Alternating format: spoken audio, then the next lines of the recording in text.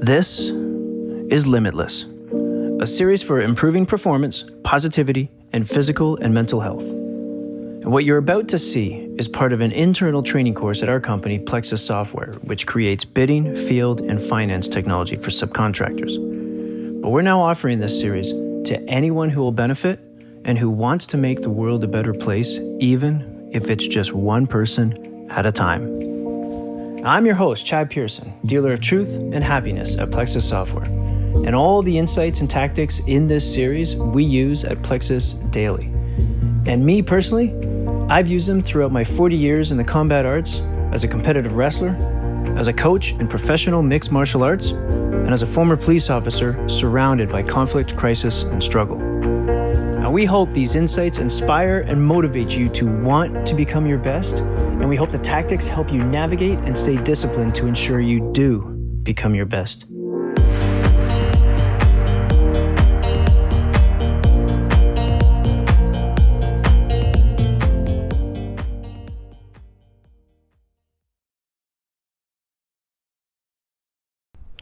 We're going to learn some simple tactics that will help us build predictability, and we're going to discuss why it's so important. And one of the reasons is that we all live in a VUCA world, as you know, which means we are all facing increasing pressures, stressors, and unknown scenarios. And unknown scenarios are one of the worst stressors. So from our customer's perspective, think about it like this. It means that their days are becoming more unpredictable, which is a big opportunity for us, because if we make our behavior predictable, we're adding a little predictability in their uncertain days. So think about or picture driving on a really foggy road. The more unknowns you face in a day and the more unpredictable your days are, it is like driving on a road in fog. And we don't want to add more fog to our customer's day. We want to add clarity. Now, the way we add clarity is by making our behavior predictable. And there's a big challenge with that.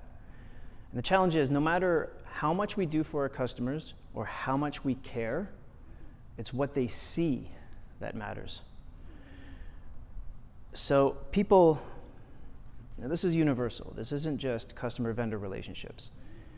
People do not see your intent. They can't read your mind. They can only see behavior. So the challenge here is that we have to make our behavior predictable, and we have to do it in a way where our customers can see it and acknowledge that we are a source of predictability in their day.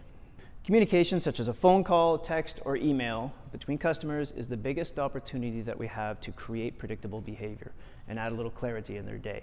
And the tactic that I use is 3W follow-ups: who, what, and when. And if you notice, I don't know if you can see an area here that's emphasized. This when. This is the Jerry Maguire of the 3W follow-ups. And for those of you who are too young to see Jerry Maguire, just go see it and you'll see what I mean. It completes the 3W follow-up. Now this seems simple, right? I've got a note here, 4W. There are 4W follow-ups. The fourth is the why. But I don't necessarily recommend that all the time, because when you add the why in, it really elongates the communication. And in a VUCA world, people just don't have time to read long emails. So even if you put it in, it's probably going to be skipped. But the 3W follow-up, let me elaborate on it a bit here. Okay. Very simple. I will update you before Thursday at 4. Joe will update you in 2 days. Or something like, I'll get back to Mary before Friday morning. Again, I'm emphasizing the when, okay? And I'm emphasizing it because it's so simple, but few of us do it. Hardly anyone does it. And I'm not saying us as in us at Plexxis. I'm talking around the world in all businesses. What most people do is this, a 2D follow-up. They'll say, I'll get back to you shortly. Someone will update you soon. I will look into this and get back to you. As you can see by the area that I'm highlighting here, the when is missing. The third W is missing. This is what mostly everybody does, and it's with good intention. The reason people do this is because they don't want to disappoint the customer, because they may not have the resolution, they may not know if they can get a resolution to them, and they certainly don't know by when, or most times you don't know when you're going to be able to resolve the issue. So that's why you're very vague and non-committal with a date. And I can see by everybody nodding their heads up and down that everybody does this, and you are right. This is well intended, but as we all know, the road to hell is paved with good intentions.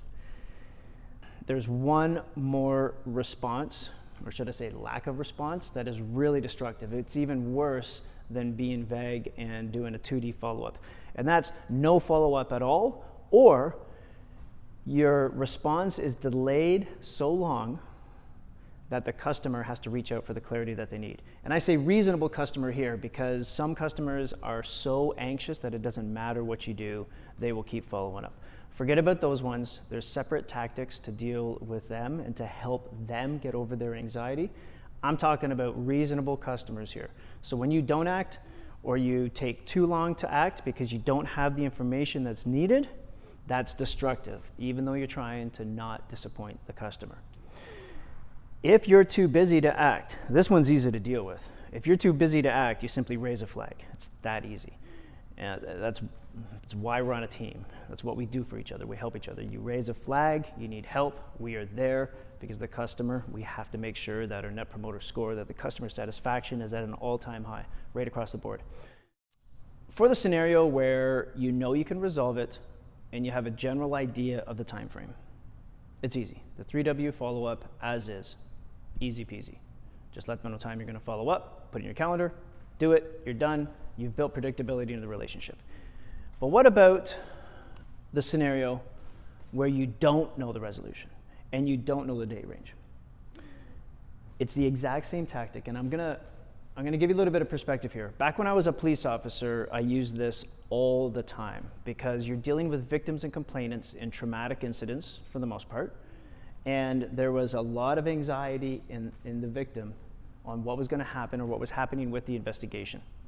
So when you're the investigating officer in a case, if you approach the victim and you say, I'm going to investigate it and I'm going to let you know, I'll get back to you, and you just leave it as that, you've now got a victim who is sitting there with an unknown scenario. They believe the officers are doing their job and investigating the incident, but they have no idea of when that information is going to come or when there's going to be a resolution or when the investigation is going to be completed. So they're dealing with an unknown scenario that is endless. That's a major stressor. And in this extreme scenario of traumatic incidents, you can empathize with how that would feel for the victim. Customers are the exact same way. Human behavior is universal, so that stressor is very similar for the customer. Their issues are very important to them, so when you do that to them, that's how they feel. Put yourself in the victim's shoes. But as a police officer or as an investigating officer on cases, I would tell the victims, listen, I'm going to investigate, and I'm going to get back to you tomorrow by end of day with progress. Good. They're happy. We have now taken that unknown scenario with an endless unknown scenario, and we've now reduced it to 1 day. That's manageable. And at the end of the day, I would never know how long an investigation would take. I don't even know if the investigation is going to be successful. You can't promise it. You just can't. So when you report back to the victim on the following day, by the end of the day, I got nothing to report, sorry, but just know that I'm still on it. I'm going to get back to you end of day Friday. Good. And you repeat it. I may have 2 or 3 reports where I've got nothing to report, no success in the investigation, but you are managing the victim's anxieties and giving them a next step, a definitive next step with a date.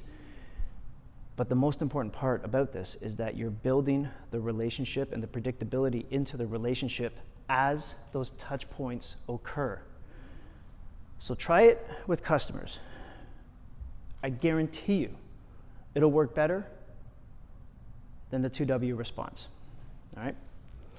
Now, how you do it, I'm going to give you some simple things on how to do it properly. One, Plan on up to 3. So three-peat the 3W response or follow-up. Give them the date, make sure you put it in your calendar, and then act and make sure that you follow up on or before the time in your calendar.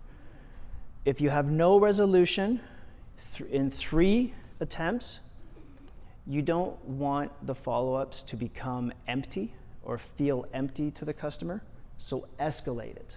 We're a team. Raise the flag, escalate it, and let's get some help and let's get a resolution. There's also the scenario where you do know the resolution, but the date is way out there. Like the customer wanted it yesterday, but because of the circumstances, you can't get it to them for 6 months. All right, I'll just use that as an example. So this doesn't mean that you tell the customer, all right, I'll get back to you in 6 months when it's done. No, this is a massive opportunity to build predictability in the relationship. And all it means is that you have the desired outcome 6 months down the road. And you break that desired outcome into milestones, up to 6, 1 to 6 milestones. So in the 6-month example, you might do monthly follow-ups. So you've got milestones that you're gonna break up the path to the outcome into milestones, and then you're gonna set a frequency of 3W follow-ups for each milestone. The last scenario is the worst one, the one where you can't help the customer, you've got nothing but bad news. The tactics I use for this is anchoring and headlining. And I use these all the time as a police officer when I was giving death notifications. And this is when you have to go tell a family that someone they love died. It sucked, I hated doing these, but you do learn how to give bad news as effectively as possible. And it starts with anchoring. This is anchoring the mindset for the bad news. So the first thing you do is tell them, flat out, I got terrible news. I have really bad news. You're not gonna like hearing this. There's no fluff. You don't add any fluff to the email or the conversation. None. Fuck fluff. Can you imagine going to a family's door, knocking on their door, their child has died, and when they open it, you say, hey, how you doing? Everything okay? And then you tell them their kid died. Just put yourself in those shoes, and it'll be easier for you to take the fluff out. So just start with anchoring. I have terrible news. All right, next, headlining the bad news. What this means is just give them the bad news in as few words as possible, 5 to 7 words max, if you can. All right, leave out any explanations, nothing, just tell them the bad news. And it's the same thing as giving a death notification. I have terrible news. It's going to be really hard for you to hear this. Your son has died. Afterwards, the third thing that you do is you do need a next step for them. You do need options. Sometimes the options in our world is a manual process or a change in process, having them meet internally to discuss an option in process changes, or we may even have a third-party provider that can help them with something that we can't. All right. We're going to close with a pop quiz. What do you get when people see the effort you said you would give when you said you would give it? Trust. We are in the business of relationships, and relationships are built in trust. So use every opportunity you can to build predictability, because what you're actually building is trust. And this isn't just in your work life. This isn't just with relationships with customers. Remember, human behavior is universal. This works in all aspects of your life. All right? Give it a shot. Thank you. We are Plexxis!